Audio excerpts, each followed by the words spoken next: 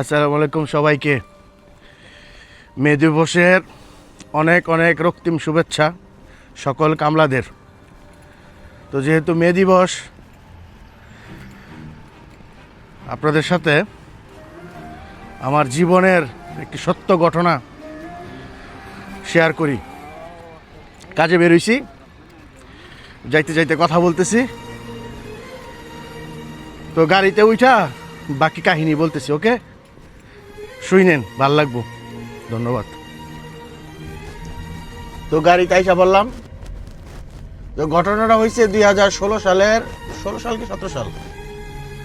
মানুষ বিদেশে যারাই থাকে তাদের সবারই স্বপ্ন থাকে কোনো সময় একটা ব্যবসার বা প্রতিষ্ঠানের মালিক হওয়া। তো আমারও এরকম খায়েশ জাগছিল।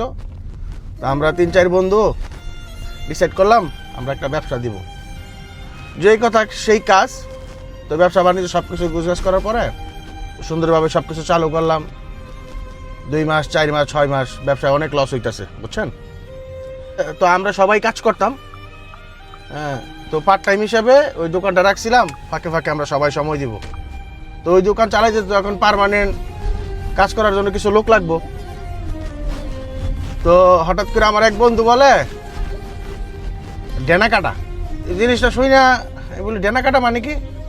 কারে বুঝেন না, মানে কাগজ ছাড়া। তো আমি বলি কাগজ ছাড়া লোক সমস্যা কি? তো কাগজ ছাড়া লোক রাখলে সুবিধা হয়েছে, বেতন কম দেওয়া যাইব, যেই টাকা করে সুযোগ সুবিধা দিতে হইব, এইগুলো আমাকে প্রফিট থাকবো। ওইখান থেকে আমার মাথায় একটা জিনিস ঢুকলো, সর্বনাশ, কি বলে, একটা সময় তো এই দেশে আমিও কাগজপত্র ছাড়া কষ্ট করছি। তো সে নিজেও করছে, কিন্তু সে বলে ডানা কাটা লোক রাখতে হইব। সাথে আরো 2 জন যে ছিল তারাও ওর ওই প্রস্তাবে রাজি। ওইখান থেকেই আমার আর তাদের সাথে ব্যবসার যে থিওরি বা সাইকোলজি আমার আর মিলে নাই। ওইখান থেকে তাদের সাথে যে আমি ব্যবসা কাট আপ করলাম, মানে ছেড়ে দিলাম, এখন পর্যন্ত আমার ব্যবসার নাম শুনলে আমার ওই স্মৃতিটা মনে পড়ে। তাদের অনেকে ভালো আছে, অনেকে দেউলিয়া হয়ে গেছে। জানি না সামনে তাদের কি হবে। আমি তারপর থেকে এখন পর্যন্ত আমি কাজই করতেছি, আলহামদুলিল্লাহ। আমার মা সবসময় একটা কথা বলতো, বাবা তুমি যাই আয় রোজগার করো, আমগরে সবসময় হালাল খাওয়ানোর চেষ্টা করো। তখন আমার বাবা বাইচে ছিল। আমার মার এই কথাটা আমি সবসময় স্মরণ করে আমি মনে করি এবং ওইভাবে চলার চেষ্টা করি। আল্লাহ যাতে আমার মাধ্যমে কারো যাতে 2 টাকার ক্ষতি না হয়, কারোর যাতে 2 টাকার কষ্ট না হয়, আমি ওইভাবে চলার চেষ্টা করি। আমার জীবনে অনেক ধনী হওয়ার কোনো ইচ্ছা নাই।